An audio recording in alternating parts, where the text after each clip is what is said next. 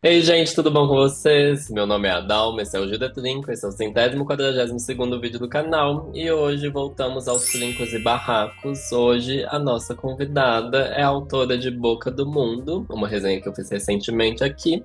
É ela, a Dia Bárbara Nobre. Seja muito bem-vinda. Muito obrigada, queria agradecer imensamente o convite, né? A gente já se fala há algum tempo. Fico muito feliz de a gente poder agora conversar, né, sobre o livro. Fiquei muito feliz com a resenha também que você fez, assim, gostei bastante.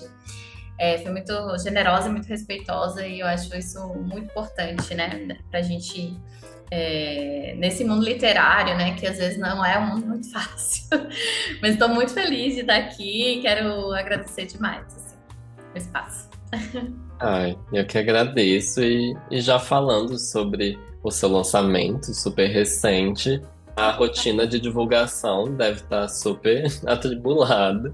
E como que é para você? Assim, você também está no meio de uma mudança nesse processo. Eu não sei se você já acabou essa mudança, mas mesmo assim é a realização de um sonho. Aí como que você vai fazendo esse malabarismo, assim? Olha, parece que não acaba nunca a mudança. Vou começar a resposta pelo final. Não acaba nunca, assim, tem várias coisas para organizar. Eu ainda não tô com todas as minhas estantes aqui, tem só uma parte. Ainda tem muita coisa para organizar, mas assim, vamos dizer que está mais ou menos tudo encaminhado. E aí agora eu tô começando a diminuir um pouco o ritmo, né?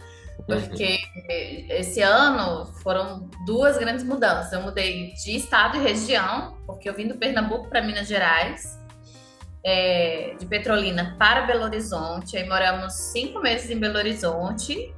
E depois de Belo Horizonte para Aimorés, que é onde eu tô agora, que é uma cidade na divisa com o Espírito Santo. Então, assim, foram duas grandes mudanças em 9 meses, é, com quatro gatos. Nossa, mudança com gato é muito difícil.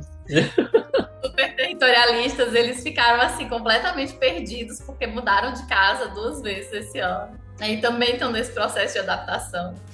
No meio disso tudo, teve o lançamento do livro. Então, julho, além de eu estar organizando mudança, eu estava também viajando para os lançamentos, né? E é isso, mas eu acho que às vezes a vida ela não tem muito uma ordem, né? As coisas vêm, muita gente às vezes reclama que tá tudo parado, nada acontece. Aí a vida vem e diz assim, então vamos lá, vai acontecer tudo agora, ao mesmo tempo. Foi o que aconteceu comigo esse ano. Esse ano passado foi um ano que eu tava muito assim, foi um ano muito estático, digamos assim, nada tava. Porque as coisas estavam se preparando ainda, então ainda nada estava acontecendo muito. Mas esse ano tá sendo a maratona. Mas agora eu tô começando a desacelerar, né? E vou tirar férias mesmo, assim, em dezembro, janeiro. Quer dizer, a partir do dia 19 de dezembro eu tiro férias até janeiro. E aí vou poder respirar um pouco. Mas eu acho que é isso, assim, não posso reclamar. Como você disse, foi a realização de dois sonhos, né? O primeiro de poder sair da universidade, né? Eu fiz uma transição de carreira, que eu já estava me preparando há algum tempo, então tem uns 5 anos pelo menos que eu me preparava para essa transição. E depois também o lançamento do livro, né? Então, eu acho que são dois sonhos que eu realizei e que eu tô muito feliz. Tô cansada, mas tô muito feliz e é isso. Assim, a gente vai tocando a vida, né, desse jeito. Mas tá tudo bem, sabe? No meio do caminho encontrei pessoas maravilhosas, tenho conhecido pessoas maravilhosas, né? Tô nesse estado maravilhoso que é Minas Gerais, assim, tô muito apaixonada por Minas e pelos mineiros, assim. Então é isso. Ah, que bom. E eu achei engraçado você começar a responder a pergunta pelo final, porque a próxima pergunta que eu tenho é que, por conta do seu livro, eu enxerguei, eu supus que você enxerga o tempo de um jeito não linear. E aí eu queria saber como que isso se deu na sua vida, assim, se teve alguma influência de alguma crença, se foi algo que, não sei, familiar, talvez, como que foi? Olha, essa é uma pergunta complexa, porque, bom, eu sou historiadora de formação, né? Mas antes de ser Hum, historiadora, bem antes de ser historiadora, o tempo para mim já era uma coisa muito inquietante, digamos assim, né? Porque eu cresci numa família extremamente religiosa, então o tempo era muito tempo também da religião, né? O tempo das coisas que você faz que vão reverberar no futuro, na sua ida para o céu, para o inferno, né?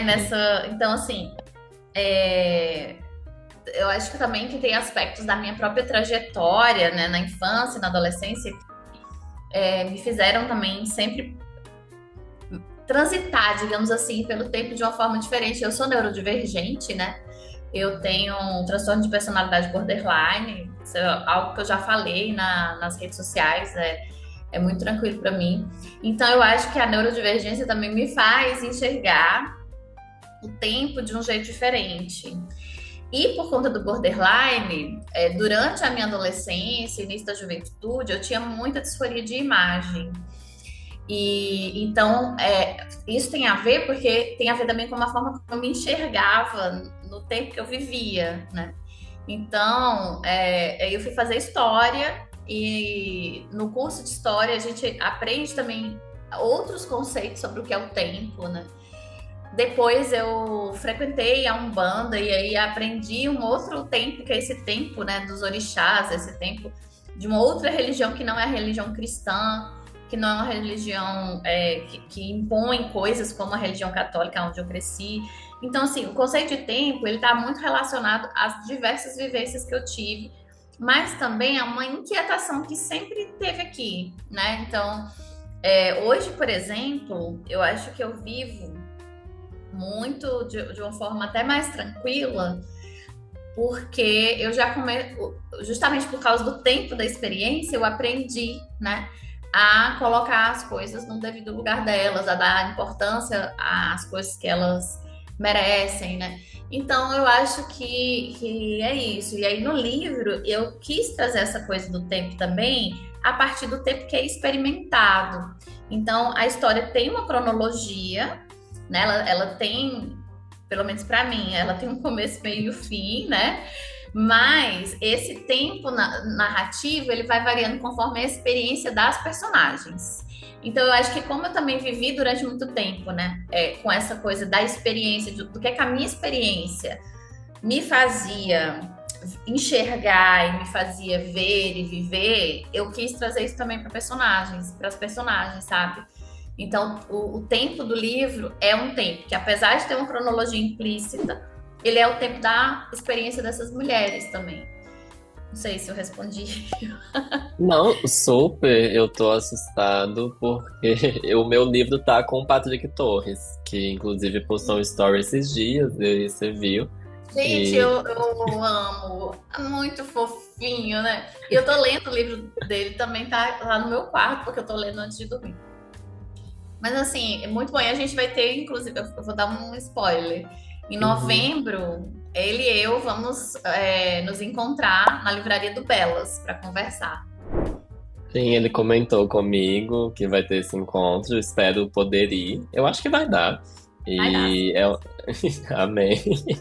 E aí ele comentou justamente esse aspecto do tempo, da história ter uma linearidade ali, uma cronologia mais tradicional, talvez, mas que tem esses outros tempos que estão ali intrincados também. Ele falou justamente disso, achei muito.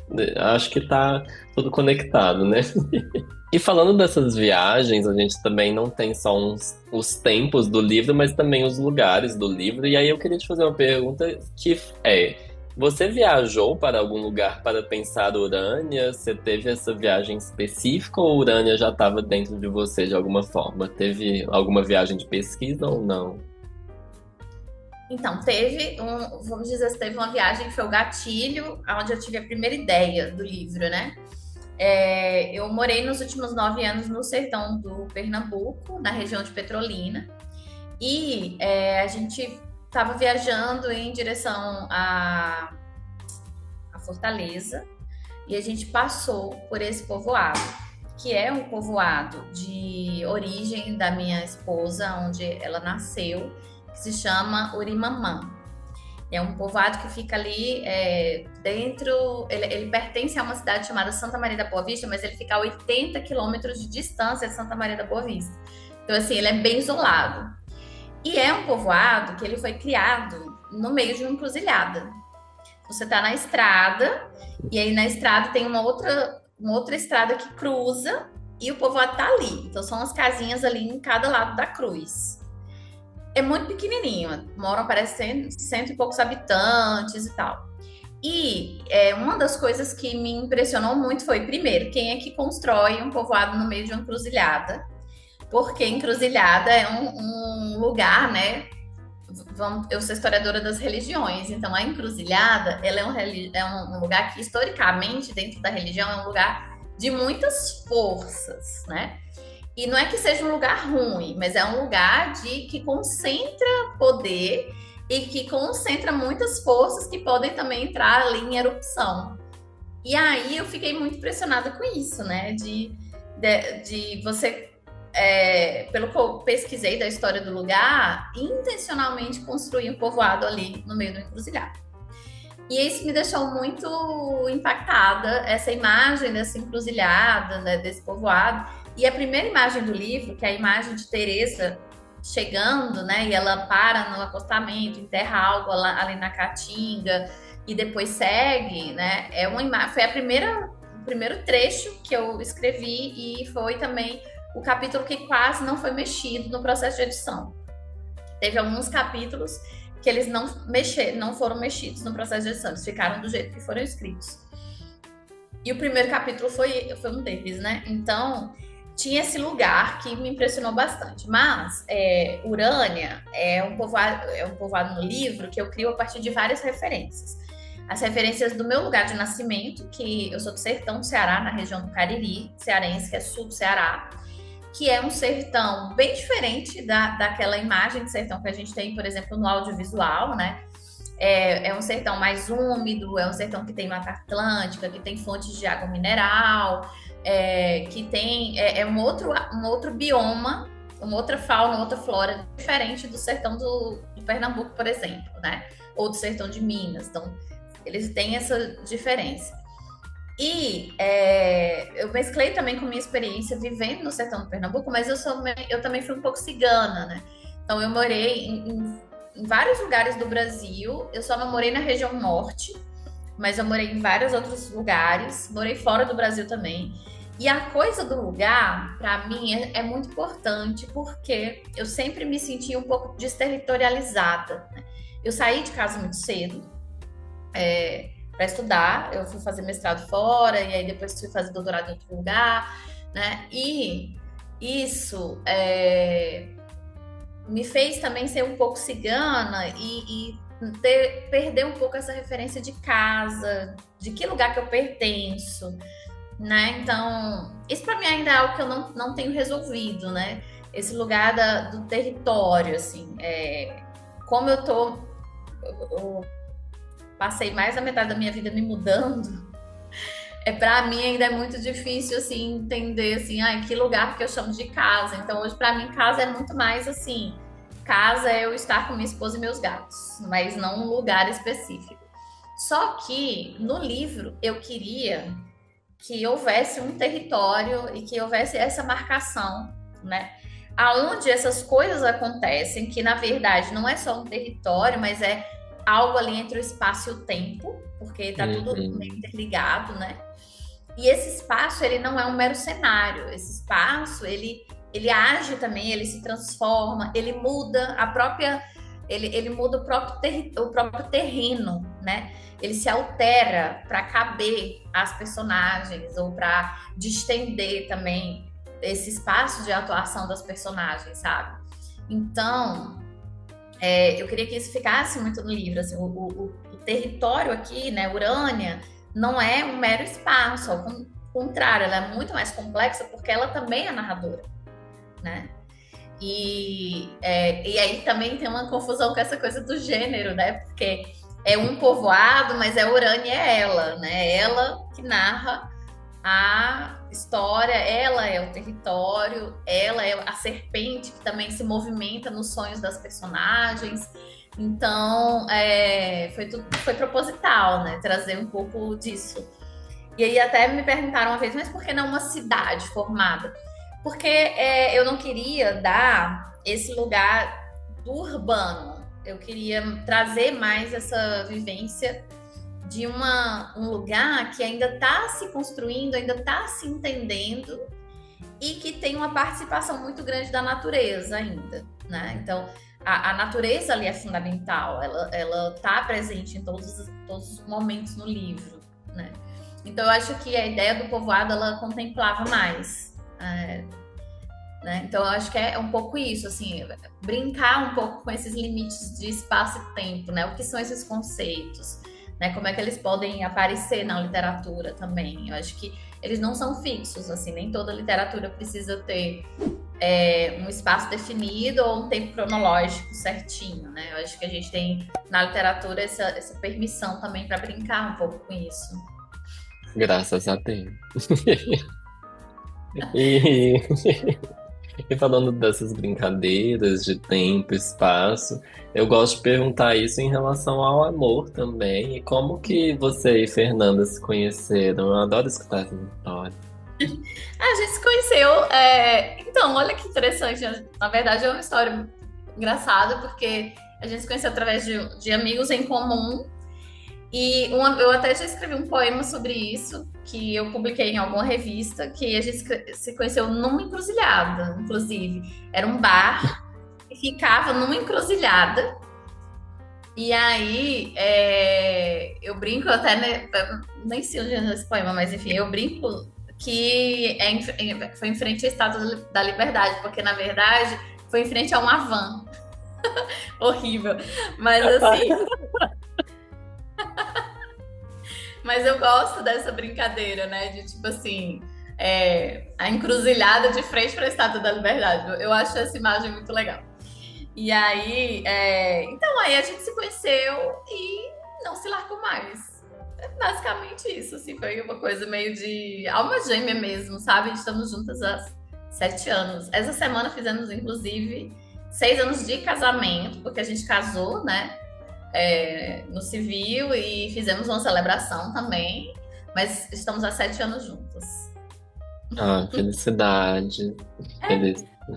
E aí, assim, uma travessia mesmo, né? Você a conheceu, né? Ela acabou de ser aprovada para trabalhar aqui em Minas, é por isso que a gente veio para Minas, né? Ela assumiu um concurso aqui, e aí é isso. Não, mas eu vi a foto que você postou dela comemorando a aprovação dela. Aí eu fiquei, gente, que chique, a juíza. Foram muitos anos de estudo, né? Então, assim, é algo bem. E aí, isso foi muito legal, porque a gente fez uma parceria mesmo, né? Então, ela também, nesse momento que ela estava estudando, eu fui fazendo a minha transição de carreira e agora eu posso me dedicar à escrita, né? E ela está se dedicando ao que ela sonhou também. Ah, muito bom. E falando dessa transição de carreira que você teve, você é doutora em História e selecionou durante um bom tempo, mas você sente falta, já deu pra sentir falta da vida universitária? Vê, então, eu tenho ao todo 20 anos de carreira, porque foram os 10 anos de formação, mais 10 anos enquanto professora, sendo que eu trabalhei muito como pesquisadora em paralelo a isso, né? O que acontece? Eu gostava muito de grande parte do meu trabalho, eu gostava muito da pesquisa, eu gostava muito de dar aulas, né? No entanto, a universidade hoje no Brasil, para mim, ela tem um modelo estrutural extremamente complicado, principalmente no que diz respeito à valorização do próprio trabalho de pesquisa e do trabalho dos professores também. Então, não só as universidades estaduais, como as federais, você tem salários defasados, você tem um acúmulo de trabalhos e de uma carga horária de trabalho que extrapola, né, os limites mesmo, porque mesmo estando lá 40 horas, mais dedicação exclusiva, Um professor nunca trabalha só 40 horas semanais. Um professor trabalha muito mais. Porque tem o trabalho que você faz em casa, de preparação de aulas, de leitura de trabalhos para orientação acadêmica, elaboração de projetos, escrever artigo, participar de banca, avaliar artigo. Então, assim, uma acumulação de trabalhos, e aí tem a parte que para mim era a parte horrorosa, que é a parte burocrática da coisa. Gestão, reuniões que poderiam ser um e-mail, sabe? E isso foi me desgastando muito, né, dentro da universidade. Então, eu saí em abril deste ano, não sinto falta da universidade, eu sinto falta dos meus alunos, talvez, assim, desse contato maior que eu tinha com os meus alunos, entende? Porque eu Uhum. gosto de lecionar, isso é algo que eu sempre gostei. E isso era muito legal para mim. Então, eu pretendo voltar a lecionar, mas não na universidade. Eu recebi já alguns convites para dar curso, e aí eu quero trazer tanto a minha experiência na história quanto na escrita. Eu já dei cursos, né, de escrita com foco no estudo da memória e do sonho, que são temas que me interessam muito. Então, isso é algo que eu quero continuar fazendo, mas sem a amarra da universidade, porque é, realmente hoje, e a gente vê isso cotidianamente, né?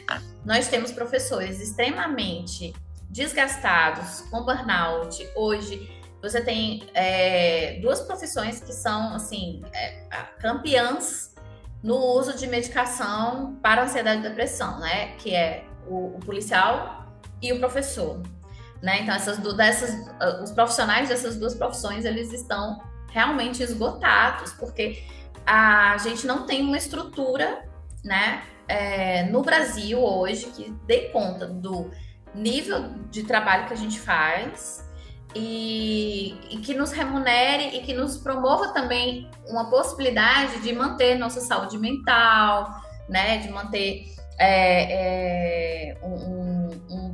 um ritmo de trabalho que não nos oprima, assim. Então, acho que as exigências, por exemplo, de produção são desumanas. E nessa diferenciação de áreas, na área de exatas, humanas e tal, por exemplo, se quer hoje que o pessoal da área de humanas trabalhe como o pessoal da área de exatas, que funciona de um jeito completamente diferente. Então, na área de exatas e saúde, por exemplo, vocês têm laboratórios. Então, você tem lá 10 pessoas no laboratório, cada uma escreve um trabalho, mas como eles estão pesquisando o mesmo objeto, eles discutem, eles podem assinar em coautoria. Isso no curso de história, no curso de letras, não dá para fazer. É muito difícil você fazer trabalhos em coautoria. Porque as pesquisas geralmente são mais individualizadas dentro mesmo dali do professor com seus orientandos, né? Então, não dá para você equiparar o ritmo de produtividade. E aí também fica muito difícil competir com profissionais de outras áreas, por exemplo, para conseguir bolsa de pesquisa, né? Orientação remunerada, para que os alunos também recebam. Então, isso foi uma coisa que foi me desgastando muito, né? De ter alunos, por exemplo, trabalhando comigo em projetos de pesquisa, mas a bolsa também não dava conta para eles. Quando tinha bolsa, porque às vezes não tinha bolsa, então muitos alunos faziam o que eles chamam de bolsa voluntária, que não existe isso, né? Mas é tipo um trabalho voluntário de pesquisa, só pelo certificado. Então, assim, foram muitas coisas que foram me desgastando. E uma delas também, que foi um fator preponderante, é o próprio relacionamento interpessoal dentro da universidade. É um lugar... isso, claro que tem todo canto, né? Mas é um lugar onde os egos são muito inflamados e é um lugar ainda que é muito... onde está muito presente um tipo que são os homens, né? Principalmente homens brancos, mais velhos, que para eles é muito difícil deixar que mulheres jovens ou mulheres LGBTs ou mulheres ganhem destaque. Entende? Assim, é muito difícil. Eu trabalhava em um colegiado com 21 professores, 3 mulheres. Então, assim, você claramente, por mais que meus colegas, assim, né, fossem legais, assim, não dá para competir. Homem é muito corporativista, homem cis, né? é Uhum. muito corporativista. Então, assim, são eles por eles. E isso é algo que foi me cansando, sabe? Eu fui cansando de tentar conquistar o meu lugar ali e de ser, né? Enfim. Mas eu acabei, assim, que eu acho que eu deixei um certo legado para os meus alunos e para a minha universidade. Eu criei, por exemplo, o laboratório de pesquisa de história da minha universidade, do meu campus, fui eu que criei, junto com um outro colega professor que também não está mais lá. Então, assim, eu acho que eu deixei o meu legado, eu acho que eu fiz o que eu podia fazer nessa profissão. E não vou deixar de ser historiadora, porque está no meu sangue. Então, agora eu estou no momento, por exemplo, de pesquisa para um segundo romance que eu estou querendo escrever. Então, a pesquisa, para mim, é o meu amor, assim, eu adoro fazer pesquisa.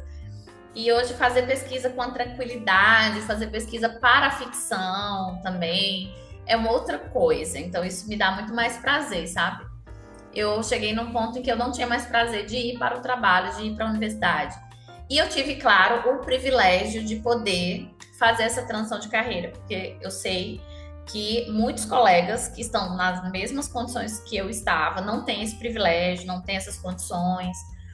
E, infelizmente, a gente vê o tempo inteiro, por exemplo, professores que são atacados na sala de aula, que estão num nível assim de burnout, de esgotamento mental altíssimo, né? Hoje a gente tem também uma violência muito explícita direcionada aos professores em sala de aula. A gente vê o tempo todo nos jornais casos de estudantes que batem nos professores, que atacam professores.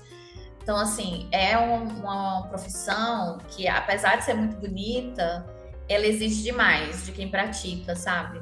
Então, assim, nesse sentido, eu quero, sim, continuar dando aulas, eu quero fazer cursos e tal, mas de um modo mais que seja mais seguro para mim, para minha saúde mental, sabe?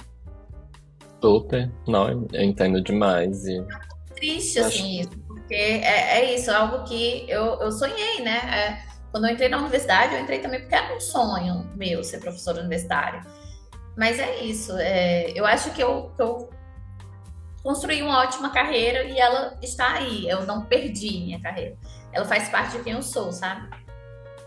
amém, axé. Bem, e falando dessas relações que a gente tem que aprender a lidar com elas e a realmente manejar, como que foi para você manejar a reação das pessoas ao aspecto mais grotesco da sua literatura? Eu acho que quando eu escrevi algumas coisas um pouco mais fora do tradicional, teve gente que se assustou, assim. Como que foi a sua experiência? Olha, até o momento eu não tive muito essa reação, né? Tem uma coletânea, não a Boca do Mundo, pelo menos. Tem uma coletânea que eu participei, que é o De Escuro, é uma coletânea só de mulheres, feita pela Companhia das Letras, foi publicada ano passado, né? É uma coletânea com contos de horror. Nessa coletânea, o meu conto chama A Paixão de Santidade. Essa coletânea ela causou um pouco mais de, assim, frisson do que a Boca do Mundo, porque nessa coletânea é, é a história de uma beata que ela meio que enlouquece quando ela entra na igreja durante a Paixão de Cristo e ela percebe que tem alguma coisa errada com a estátua de Cristo que ficava lá. Era uma estátua em tamanho natural, né? E aí ela percebe que tem alguma coisa errada com aquela estátua e ela meio que perde a cabeça e a história se enrola a partir daí, né? E tem algumas coisas, assim, né? Vou dar um pequeno spoiler, né? Mas tem aí uma cena de suicídio, tem uma cena de infanticídio. Então, eu acho que isso causou um pouco mais de frisson. Quando leram, né?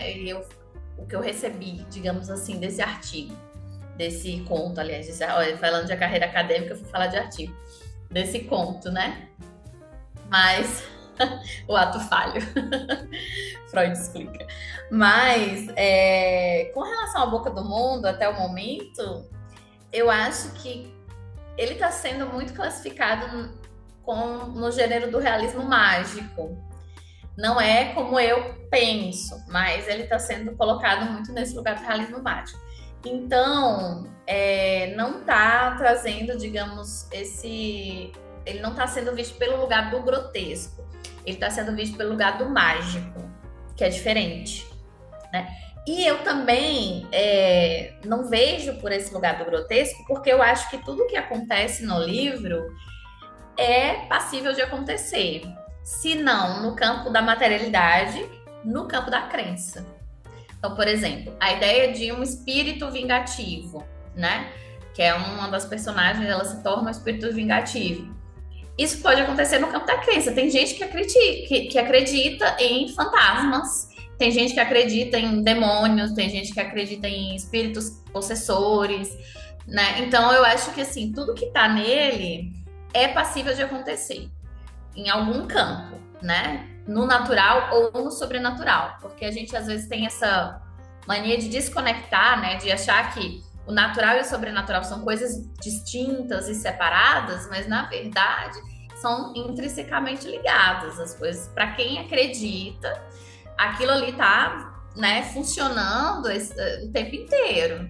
Então, eu acho que nesse momento todas as críticas, os comentários sobre o livro estão sendo muito positivos, né? Eu acho que a única coisa que meio que se repetiu, mas eu não vi também como uma crítica, eu vi mais como algo positivo também. Muitas pessoas falaram que queriam mais do livro, queriam ter mais, né, mais páginas e tal. Então, eu acho que isso é positivo, porque significa que a pessoa gostou e queria ler mais sobre aquelas personagens, ou queria ler mais sobre aquela história, né? Então, não vejo nem como uma crítica. Até o momento está sendo bem positivo e estão interpretando muito por esse viés do realismo mágico, que também não me desagrada, porque eu gosto de ler realismo mágico. Só que, digamos assim, não foi muito minha intenção como escritora, né? Eu não pensei, vou escrever um livro de realismo mágico. As coisas acabaram acontecendo aí nesse sentido, sabe? Mas eu acho que é mais isso, assim. Então, acho que essa interpretação que está tendo também tem a ver com as referências que nós temos na literatura, né? A gente, na América Latina, a gente tem uma grande referência, que é o próprio Gabo, né? O Gabriel Garcia Marques. A gente tem a Isabel Allende, que é uma referência minha, a Isabel Allende. Eu li muito na minha adolescência. No Brasil, a gente também tem autoras e autores que trabalham com isso, então eu acho que acaba, né, entrando. Às vezes é mais fácil também para os leitores classificarem, né, o livro. Isso é terror, isso é horror, isso é realismo mágico. Mas eu acho que o meu livro, ele flerta muito com o horror latino-americano, né, porque a diferença eu acho que tá aí. O horror latino-americano, ele traz questões sociais para o debate, e eu acho que era isso um pouco que eu queria fazer. Trazer uma questão que é um problema social, que é o problema da violência contra a mulher, a violência de gênero, né? Trazer isso, mas com uma narrativa que não fosse panfletária, que não fosse, eu estou ensinando como é que deve ser, ou eu quero que vocês entendam que a violência funciona dessa forma. Não. Eu quis trazer essa violência, e ela é o pano de fundo da história, inclusive. Eu não quero que a violência seja o foco da história, né? Porque o foco é justamente as formas como essas mulheres elas se organizam para criar novas narrativas. Então, eu acho que é por aí, sabe? Tá? Nesse sentido, eu estou muito feliz com a recepção do livro, assim. Tá indo bem. Sim, e foi muito bom, que eu já gostava dessa vertente da literatura latino-americana, especialmente escrita por mulheres, né? A Fernanda Melchor, a Mônica Orreda e tantas outras, Mariana Enríquez. Nossa, que é uma deusa. Meu sonho conhecer a Mariana Enríquez. Eu não tenho muitos, assim, eu sempre digo assim que eu não tenho muitos ídolos, assim, eu não tenho muitas pessoas pelas quais eu sou, assim, fã incondicional, mas eu acho que na literatura hoje, Mariana Enríquez é uma grande, imensa referência. Assim. Super. E foi bom ver no Brasil isso chegando na Companhia das Letras, talvez. Eu acho que ainda tem mais para onde crescer. E a última pergunta é justamente no sentido de saber se o próximo projeto vai continuar nessa pegada. Você pode adiantar isso pra gente ou não? Olha, vai continuar nessa pegada. Só não posso adiantar sobre o que é, porque também ainda não está nem muito formatado. Eu já sei Tipo, eu já tenho os personagens, eu já tenho o cenário, eu sei algumas coisas que vão acontecer, mas vamos deixar no mistério por enquanto. Você pode talvez falar alguma leitura das suas pesquisas? Posso sim. Eu tô lendo agora, vou até pegar que tá aqui na minha frente, inclusive, né? Eu tô lendo essa trilogia maravilhosa da Agatha Christie, que é a trilogia dos Hum, Gêmeos, né? uhum, Esse aqui é o primeiro grande caderno. Esse que eu acabei de ler agora, e aí vou ler os outros dois, né? Que é o segundo é a prova e depois a grande mentira. Tô lendo também, eu li agora As Mulheres do Tijuco Papo, da Marilene Felinto. Na verdade, eu reli, porque eu queria um pouco pegar esse ritmo que ela traz, que é esse ritmo de um fluxo de consciência que está em transição, porque eu já tinha lido esse livro antes e tinha me impactado bastante. É um livro que, assim, eu não vejo muita gente falar da Marilene Felinto, mas ela é uma autora maravilhosa. Acabou de lançar um livro novo, inclusive, chamado Corsária, que eu quero muito ler. E esse livro aqui é um livro que você vai andando com a personagem, né? Porque ela tá fazendo um caminho que vai de São Paulo ao Recife, né? E é assim, maravilhoso. Eu tô lendo, mas não é por conta da temática, é mais por conta do ritmo do livro, né? Que eu acho que tá me alimentando bastante. Também um livro que tá nas minhas agora leituras que eu já li antes, eu tô relendo, é o Mandíbula da Mônica Corrida. Então, uhum, são essas referências aí. sim. É, fica a Por indicação. enquanto. Eu vou dando outros spoilers aí nas redes sociais ao longo do ano. Que eu acho que só vai Sim. ficar pronto no final do ano que vem, talvez. Ah, não, sem pressa. Você acabou de lançar o Boca do Mundo, Não, né? não tem pressa não. E fica a indicação, tanto para você quanto para quem está assistindo, da minha resenha da semana passada, que foi o Te Dei Olhos e Olhaste as Trevas, da Irene Solá, que também acho que. Nossa, esse livro tá na minha lista também. Eu ainda não vi a resenha, porque eu não gosto de ver resenha antes de ler o livro. Uhum, Eu gosto de ter a leitura do livro primeiro. Então, geralmente, quando são livros que eu não li, eu não vejo, porque eu gosto de ler o livro. A não ser que ele seja um livro que eu não tenho tanto interesse de ler, e aí eu quero ver do que se trata. Mas esse livro uhum. tá na minha lista também. Assim, eu tô organizando agora também as minhas leituras, né? Porque agora que eu desencaixotei meus livros, então eu tô Estão começando a livres. me encontrar de novo neles, né? Sim. Ah, mas é isso então. Vamos para um bate-bola jogo rápido. Você tá preparada? Não, mas vamos lá. E vamos assim mesmo. Adoro que acho que todo mundo falou que não tá preparado. Eu já sei que você Mas, faz isso, mas assim, ó, pensei assim, vou deixar pra pensar na hora, porque é melhor, né? Que vai saindo em cima não. mesmo, mas... E sempre muda, então não tem como se preparar Sempre mesmo, não. Então vamos lá. Uma ah, cor de esmalte. vermelho.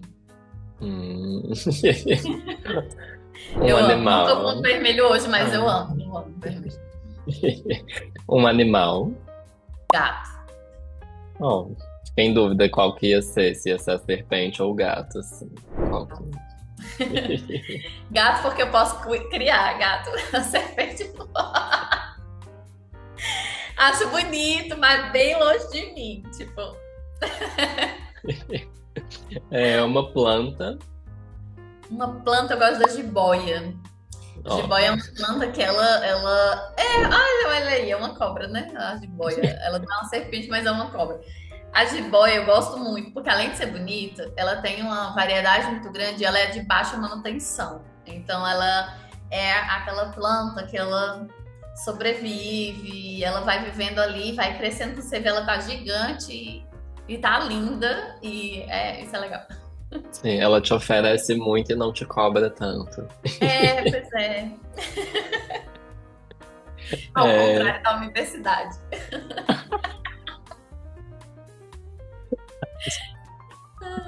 um álbum de música brasileira. Um álbum de música brasileiro. Nossa, agora você me pegou, porque. Deixa eu pensar. Olha, eu vou te dar um álbum que é um álbum da minha adolescência, que pra mim foi muito marcante, assim, que é o da Pitty, o primeiro álbum da Pitty. Por quê? Eu era adolescente e aí de repente você tem uma mulher nordestina, tipo, arrasando, assim, e eu gostava muito das letras dela, são letras que inclusive são muito atuais, né? Que falam muito de controle social, né? De como as máquinas elas podem tomar o nosso lugar, ou dizer aquilo que você tem que pensar. Então eu gosto muito, assim. Então eu acho que é o primeiro hit, ele é bem significativo para mim, bem importante. Agora uma Oi, travou, deu uma bebida. travadinha. Ai, Jesus. Voltou? Uma bebida, vinho. Agora, se for um drink para mim é a marguerita, Hum, mas a bebida é o vinho. vinho branco. Não gosto de vinho tinto. Hum. O vermelho é uma cor na sua vida, assim, muito Vermelho é frequente. uma cor da minha vida. Eu gosto muito do vermelho, é uma das minhas cores prediletas. Vermelho, acho que vermelho e azul são as cores que eu mais gosto. É filha de quê na Umbanda? De olhar, de ançã. Ah, é. Não, mas Yansan é mais amarelo, não? Depende da qualidade. Ah, tá. É porque ela tem várias qualidades, né? Então tem Yansan Funfun, que é branca, a Yansan em balé, então tem várias, depende a qual linha, qualidade ela tá ligada, né? Ah, Mas entendi. eu acho que tem a ver também, né, com Yansan, é uma das cores dela é vermelho, eu gosto muito. Sim, sim. Um lugar. Ah, o lugar é minha esposa, Ah, que lindo. porque assim, ela não é um lugar físico, obviamente, mas ela é o meu lugar de conforto, assim. E por último, o que você diria para a criança que você foi e continua sendo? Minha mulher, tu vai sofrer pra caramba, mas assim, continua, vai. Não desiste, não enlouquece, né? Eu acho que é isso, assim, vai valer a pena, sabe? Entendo. E foi isso. Muito obrigado, Dia. Espero que você tenha gostado. Você quer Nossa, fazer uma sim, despedida? sim, queria muito agradecer o espaço novamente, Adalmo. Você é uma pessoa muito querida. Sim, fiquei muito feliz de te conhecer. Acho que a gente precisa, né, de pessoas na literatura que sejam receptivas, que leiam de tudo, né, e que abram esses espaços também para os autores e autoras e autores, né. Eu acho que o trabalho que você está fazendo é muito legal. Queria agradecer também a quem assistiu esse vídeo, a quem lê Boca do Mundo, né? Pedir também quem gostou do livro, né? Quiser me dizer, quiser entrar em contato comigo, eu estou super nas redes sociais, estou super aberta. Então é só me procurar e é isso, estou aberta a conversar e a ouvir o que vocês têm a dizer também. Eu acho isso legal. Acho que uma das coisas mais legais hoje na literatura contemporânea é que a gente pode conversar com os autores que a gente gosta, né? Então, como eu tenho várias autoras que eu admiro, autores com quem eu já pude conversar e com quem eu converso no Instagram, né? Eu acho isso muito legal. E é isso. Ai, obrigado mais uma vez. E é isso, gente. Um abraço e um beijo para vocês e até a próxima. Até, um beijo. Tchau.